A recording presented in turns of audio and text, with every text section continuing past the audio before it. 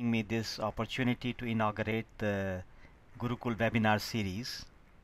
And for this occasion, I have chosen the theme of Towards a Blissful Future.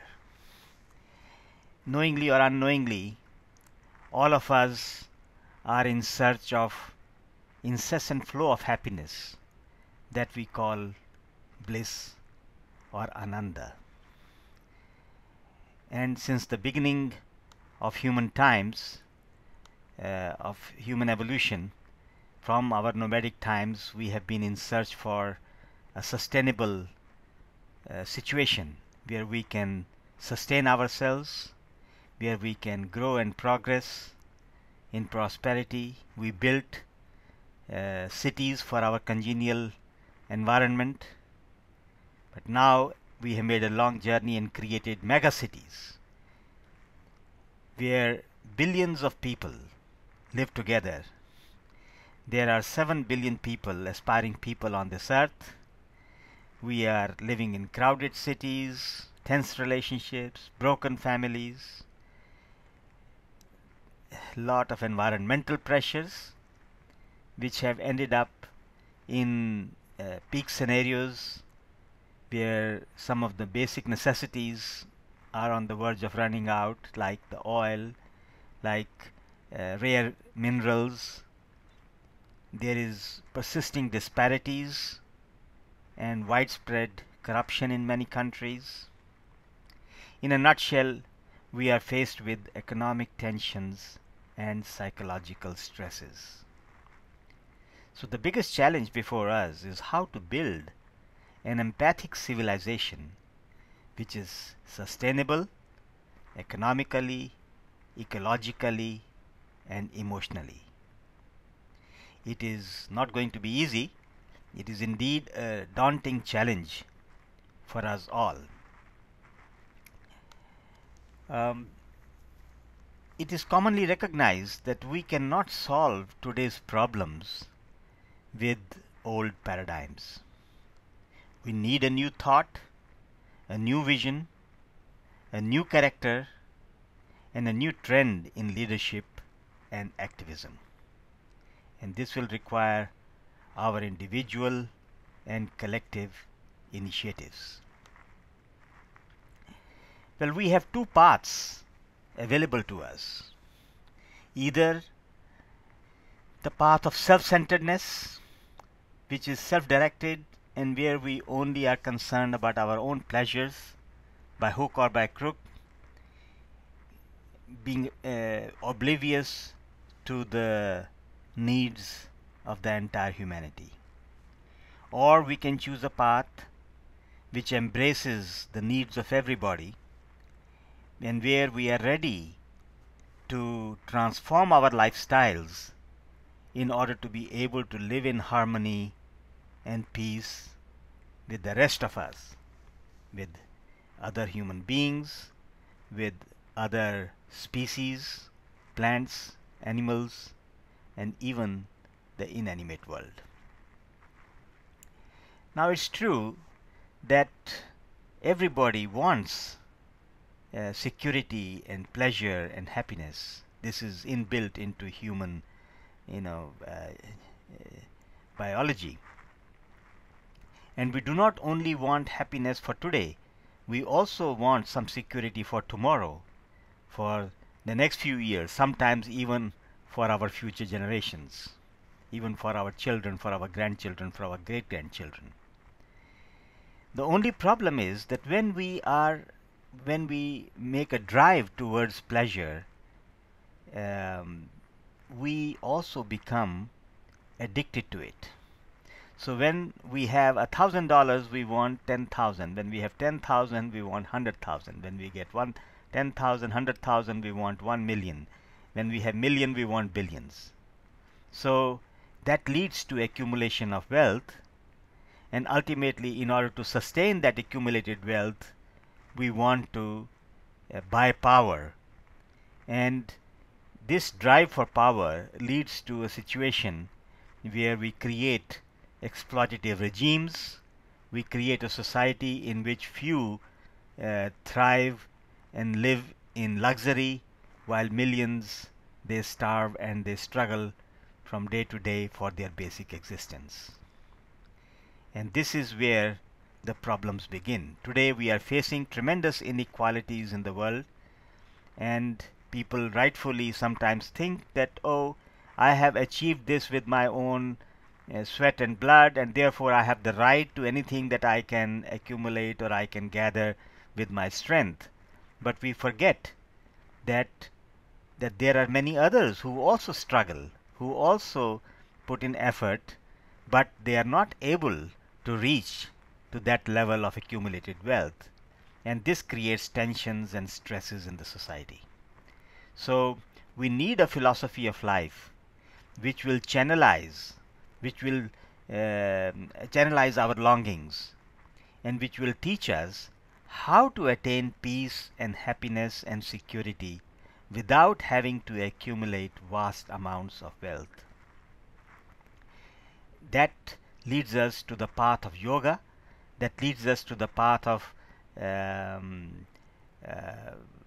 creating a society which is built on some philosophy or some principles which allow us to maintain balance and tranquility and harmony among all species. Gurukul story is about that journey of how to ensure balance and peace and tranquility for all. This philosophy of New Humanism is built on three foundations. One is that we need to utilize science and technology to gain deeper understanding about how to bring about greater universal welfare.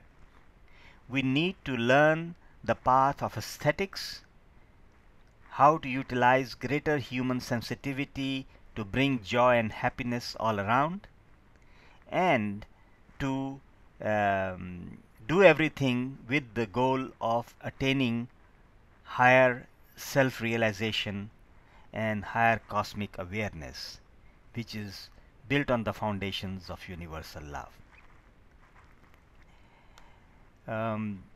Gurukul story is about revisiting the narrative of education in order to transform the individuals and the society at all levels in all spheres.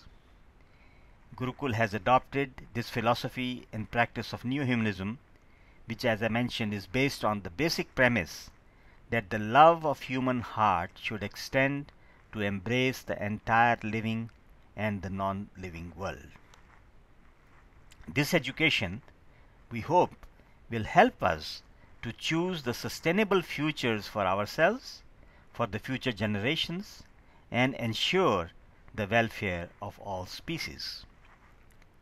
It would not be possible without utilizing the sciences, the arts, and the higher values within the framework of a decentralized socio-economic system and an environment of sustainable communities.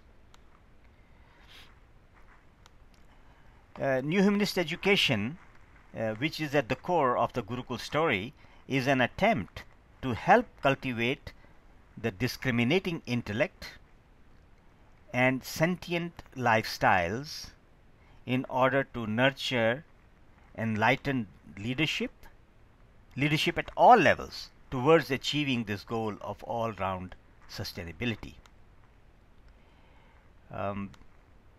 This wisdom-centric approach incorporates self-realization and ecological ethics in its core. We have more than 1,200 such projects in 70 countries, where the children from a very early age are being taught to meditate, to come in contact with their deepest inner self, and thereby experience a deeper peace and tranquility and joy, and at the same time learn to take care of the environment in which we live, so that we are sensitive to the needs of the environment. And of course, these schools or these eco farms or these tertiary institutions. They are spread out on all continents. The headquarters is of course in India, in Anandanagar, which is one very remote area in West Bengal, about 30 kilometers from Bokaro Steel City. And there a university is being developed on a 525 square kilometers campus, and where currently there are dozens of primary schools and the high school and the degree college and the teachers training college and the music college, fine arts college, and similar such projects are being developed. But there are also such activities all around the world. There is a yoga academy in Singapore, and there is a polytechnic in Bangalore in India. There is a microvita research institute in Berlin and Amsterdam. There is a homeopathy and naturopathy college and other centers or colleges of new humanist studies. The idea is that we should try to pay attention to the holistic development of all children, where the child does not only get educated in order to be able to join the labor force and become a robot in the to fill the needs of the socioeconomic system, but rather the child also develops their creative, their aesthetic, their emotional, their spiritual qualities, which we are born with. New humanist education is focusing on 6 major dimensions. The first one deals with how to take care of the body and how to take care of the environment which affects our body. So that means to develop a healthy lifestyle through a program of inner and outer ecology. There are many practices, there are many methods, there are many techniques which can be employed in order to develop a healthy life, a healthy lifestyle, and this is one of the first concerns of the new humanist education.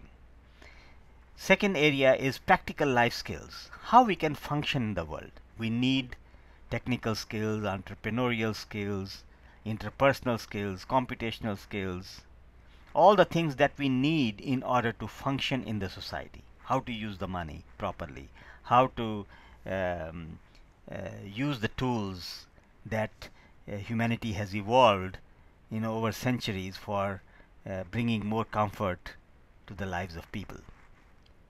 And thirdly, problem solving skills, analytical skills, critical reasoning skills, cognitive development. So utilizing the scientific method in order to be able to make proper decisions, and also at the same time learning values which will help us in decision making in such a way that it will also create greater sustainability in our lives. The third area is dealing with our more subtle layers of our being, what we call Atimanas, Vijnanamaya and Hiranyamaya Koshas, the causal mind, the sense of aesthetics, the creativity, the historical insight and predictive skills, where we learn to distinguish between what is right and what is wrong and what is proper, what is improper, and to be able to understand the past, the present, and co-create the future, to build scenarios of the future which would be in harmony with our values, and in the end to culture and to cultivate universal love or self-realization, which is the goal of human life. This type of education is wisdom centered, where the emphasis is on developing the wisdom quotient of the students, and not only the IQ, but not only the PQ, the productivity quotient, but rather also include the emotional quotient, where the children feel that they are happy and their life has some meaning. They are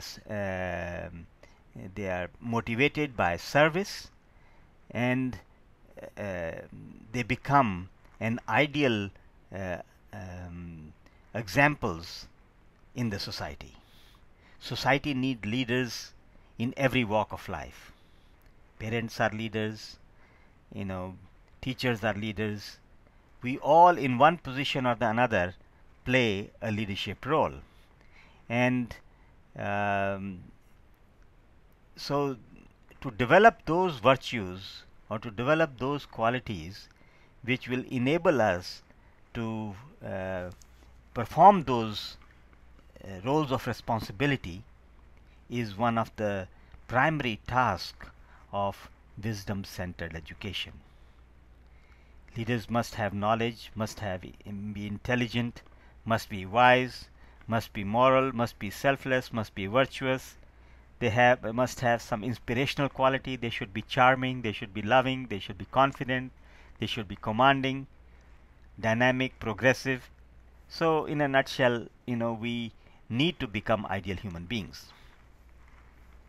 The goal of this endeavor is to create a society in which there is freedom, where there is a balance between individual liberty and collective interest. We, of course, want to be free individually, but we do not want to do something which will go against the interests of the society. We want to have a healthy lifestyle, and that's what gives us happiness. We want to create abundance in the society. When we align our socioeconomic system with the needs, with nature, then we bring abundance. When we go away from nature, we invite scarcity, because nature is inherently filled with abundance.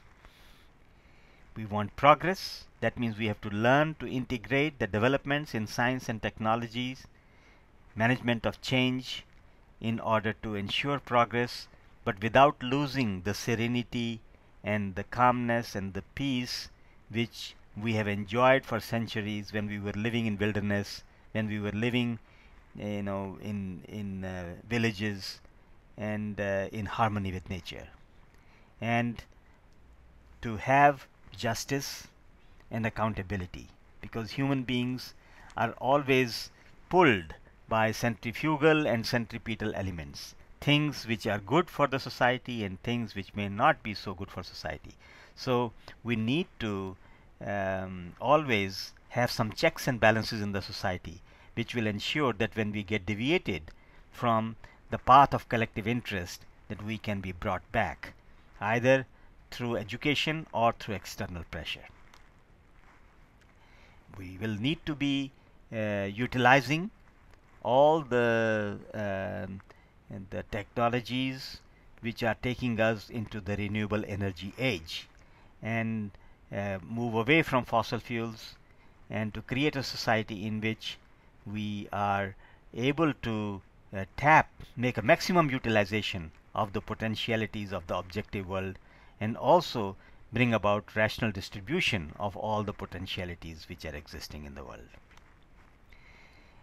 This is the story of Gurukul. It is about a philosophy of balance and harmony.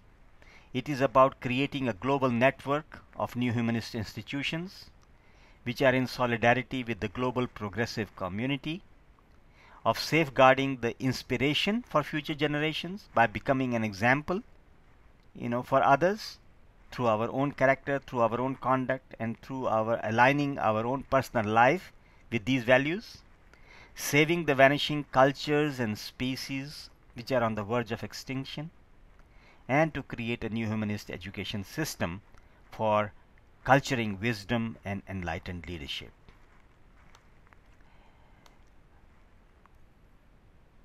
Gurukul is a civilizational project to rewrite history with the mission of preserving the inner peace and bringing abundance for one and all. Towards this end, it is an invitation to jointly explore the ideals, the methods, and the outcomes of the past and the present, and make a new beginning. We believe that this work needs to begin with young minds and able teachers who are open-minded for changes and readiness to spread them to all the domains of human existence. The Gurukul Global University, with its headquarters at Anand Nagar in India, is a people's initiative to actualize this dream of creating a world with minimum disparities and maximum diversities. I am reminded of my journey to Mongolia about 15 years ago, when I traveled with this one young family of 2 children and the father, and this one of the boys who you see in this picture, who is meditating, we sat for an hour and a half in meditation, and the boy did not move an inch. He was just like a statue. He sat there in deep meditation, in that serenity, in that peace, in that tranquility, in that calmness, in that equipoise.